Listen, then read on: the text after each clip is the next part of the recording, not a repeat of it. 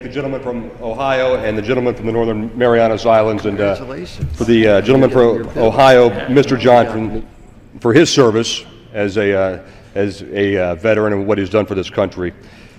One of the most common ways that this nation honors its military and war dead is with monuments and memorials. Across the nation, from Fort Rosecrans National Cemetery in San Diego to Arlington National Cemetery, there are countless markers paying tribute to America's war heroes and the brave men and women who never came home.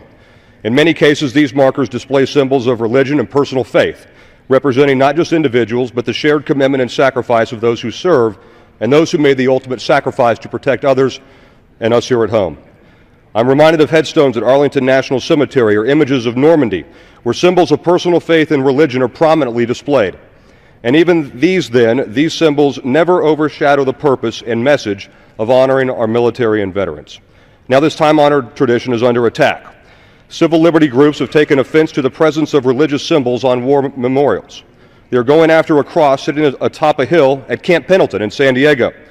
It's not an official site sanctioned by the Marine Corps or the federal government, and the cross can't even be seen by the public.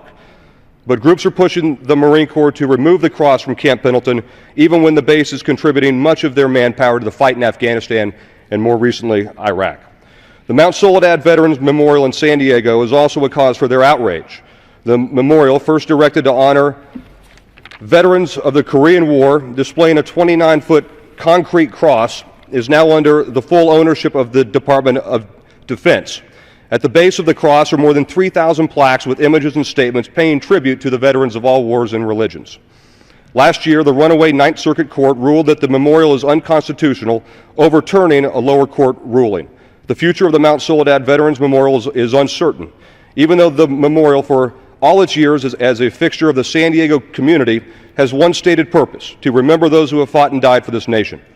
H.R. 290 ensures Mount Soledad and any other war memorial will withstand these attacks by allowing the inclusion of all symbols of religion and personal faith on war memorials, established and under the control of the federal government.